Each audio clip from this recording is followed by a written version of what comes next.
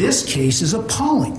Michael Harris never had a chance in life. As a system, we had an obligation to give him a chance in life, and our system failed. It is appalling. It's ridiculous. It's your buddy, America's Attorney, and today we are reacting to a video from Denver 7 called Judge Blasts Adams County Human Services.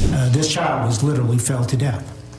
The Adams County Social Services Department in this case can ordinarily, I mean, they just paid a $6.7 million judgment because of their malfeasance. It wasn't negligence.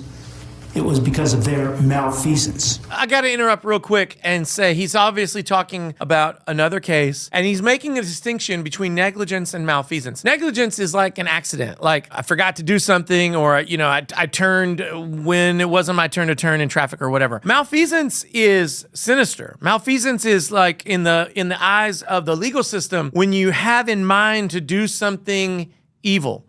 It is the way that criminal intent is established in a criminal case. So the judges, that's a sick, nasty burn right there. In a case involving adoptive children. This case isn't simply negligence.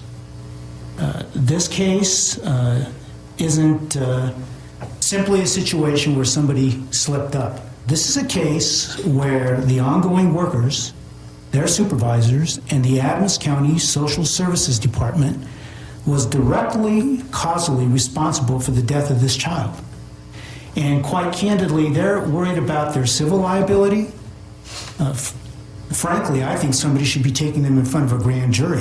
What the judge is saying there is, obviously, when you cause someone's death, whether it's a criminal event or not, and a great example of a death caused that's not a criminal event is a traffic accident. No alcohol involved, no egregious speeding. It's just one of these terrible things that happens in the world. He's saying Adams County is worried about being sued civilly for the death of a child. They need to be worried about a grand jury being impaneled. He's saying that there should be an examination of whether they are criminally liable, which obviously is not limited simply to murder, because I don't think this is a situation where the social workers intentionally took the life of a child. But he's saying there are lesser included criminal versions of taking a human life, such as negligent homicide or manslaughter, and that certain individuals inside the county human services could be liable criminally under those statutes. And if that's the case, then the facts are so bad. And trying to find out whether or not their conduct was reckless enough to merit a criminal prosecution. It was that serious. I had to review the social services files as part of the pretrial proceedings. The overwhelming majority of the information in those files was irrelevant to these proceedings. However, I had the opportunity to review the course of supervision of this family. These children were virtually out of the home in the custody of the Social Services Department from the time of their birth. Both children. The court notes that the child's older brother was 3 years old and still nonverbal, completely incapable of speaking. I'm so angry about the level of supervision in this case. It's incomprehensible to the court how things could have evolved in this case. Knowing the history, I reviewed 18 inches of social services records. There was a history of neglect and chaos and lack of structure involving these children that had gone on from their birth. The reason that this is a big deal to the judge is that children only come into custody of human services if the very problems that he's just described the county having are problems that the parents are having. When he's saying that the children were removed at birth, typically that's for one of a very small number of reasons. One is if the child tests positive for drugs at the time of birth, human services involved. If the parent has had a child removed or permanently removed, an older child permanently removed prior to someone's birth under situations that would tend to make the court concerned that a new child, a newborn into that same family would be at risk of harm similar to what happened to the older sibling, boom, removed at birth. So he's mad because those children are taken out of that family context, and supposedly the state is protecting them, and then apparently Clearly not, leading to not only just horrifying living conditions, as he said, and lack of development, but to the death of one of them. And this is just completely insane. It's so absurd. It's horrifying. Their mother had never provided any structure.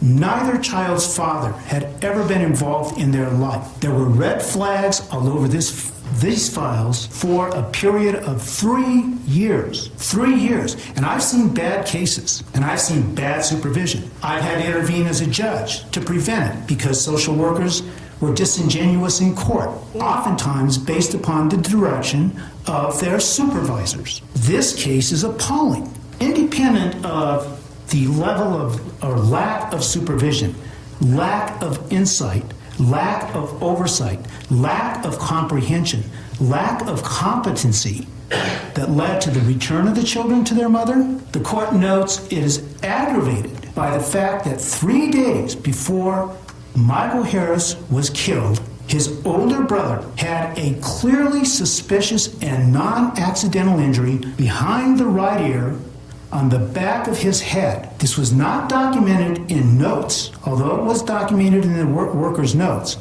It was photographed and documented. And yet Michael Harris never underwent any type of a physical examination. What's appalling about this is that the Adams County Social Services Department has repeatedly ballyhooed through their public relations department their relationship with the Camp Center to have children inspected to make sure that child abuse is prevented and children are appropriately cared for. They have an ongoing relationship with a medical facility. This is nothing that would have required any significant amount of insight or probably more than about 2 seconds of thought. With that relationship in mind, with a family that has an extensive abusive and neglectful history, with a mother who had violated court orders, and the court notes she was ordered not to have her parents have contact with these children because of their history, first of drug abuse, secondly because of their history with the Department of Social Services and that they were a clear and present danger to the children. She had the maternal grandparents care for these children in violation of an express order of court, and there was nothing in the file that indicated that at any point an unannounced visit to the purported provider for daycare had ever been made, even though that was a family member. And as a consequence, there was absolutely no supervision. There was absolutely no checking. President Reagan once said, we should trust but verify. And that's always been something that's become almost trite in terms of our societal discourse. There are certain cases you don't trust and verify. That's this case. I understand what the judge is upset about because the whole purpose of bringing the kids into the care of human services is to protect them from the family members. And if there's such a threat that you need to get involved, then you actually have to do your job. And he sees these things over and over, and that's why he's so upset. The court notes that because of the lack of verification, they never, and they being the Adams County Social Services Department, never checked on what was going on with somebody they knew was deceitful, they knew had been previously neglectful, they knew had placed the children at risk. They did nothing to further examine what was going on. Moreover, after the children were returned, when all of the information is in the first 60 days of reunification is the most stressful period of time for a family. It's stressful for the parent. There are demands regarding employment, regarding treatment, transportation, housing. All of those issues were present in this case, every single one of them. Ms. Key, the child's mother, was marginal in terms of her employability.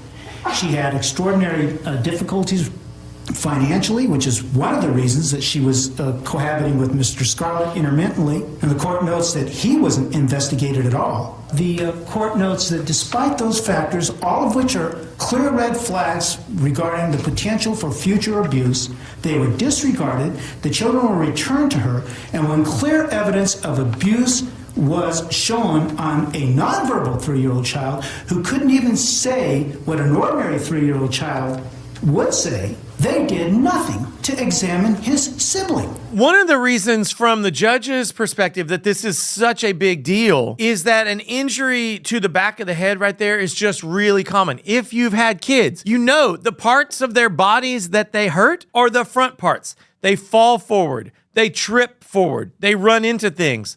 Something from the back here is almost always going to be a wound from a parent or someone else in their life. The judge is saying, like, you could have known if you wanted to know. And the evidence at trial disclosed there were numerous injuries on Michael Harris, on his head, his torso, other parts of his body that were older than that 3-day window. The iron testing established that. Had they taken this child to a qualified medical provider, utilizing their authority under the emergency protective provisions of Colorado law to their partner, who they want to use for public relations purposes, but obviously not for medical treatment, this case would have never happened. Wow. Never happened. Because the injuries to Michael Harris would have been palpable. The non-lethal, non-life-threatening injuries would have been palpable. And whether Mr. Scarlett was responsible for those injuries or Ms. Key was responsible for those injuries, this would have been a county court child abuse case, not a first-degree murder prosecution. It's appalling, the level of neglect, not by the mother, which is appalling, but by the state charged with the care and protection of a child. It's ridiculous. It transcends the boundaries of human decency, irrespective of the bureaucratic ability to hide behind privacy laws, to hide behind privilege, to make no statements, to try and cover their tracks knowing the press is going to go away, the stories don't have legs for 5 years, judges get rotated out of divisions, and so you can come in with a new judge and give them the smiley face and convince them that you're doing your job. Administrative reviews take years and years and years, and children die, but bureaucrats still have their jobs. That's the way it works. What the judge is saying here is that these bureaucrats are using the system in which they are required to protect children. He's not saying they did it poorly. He's saying they simply didn't do it. Like, they didn't try to do it. And yet he knows that they're going to use the wheels of bureaucracy to grind down the wheels of justice so that they never get in trouble for it, and instead have opportunities to allow this to happen to more and more children and be really, really bad at their job and never pay for it. Not civilly, not criminally, not economically. It's just a cover-up. That's the way the system in this state is set up. Michael Harris never had a chance in life. As a system, we had an obligation to give him a chance in life, and our system failed. It is appalling. Real quick, I just wanted to say that Attorney Tom / Attorney Reacts content is now on Spotify. We just launched a partnered show, link in the description. Go check it out. Now, back to the video. So about 20 years ago, I spent 2 or 3 years working on cases like this, literally 4 or 5 days a week. And these stories are horrifying, and they're out there. And the people who are in the system know about it, and the social workers know about it. It does my heart so good to see this judge calling a spade and naming the county human services department as essentially an accomplice in the death of this child. I'm not going to be able to convince you how rare it is to see a judge in a proceeding like this get after the county, but man, I love to see it. I love to see judges use their position of authority to try to motivate change inside a broken system. If you have thoughts on this video, drop them down in the comments. We've got lots of videos, many of them not as dark as this. You can check them out right here. I'll be back soon. Y'all have a good day. Big verdict.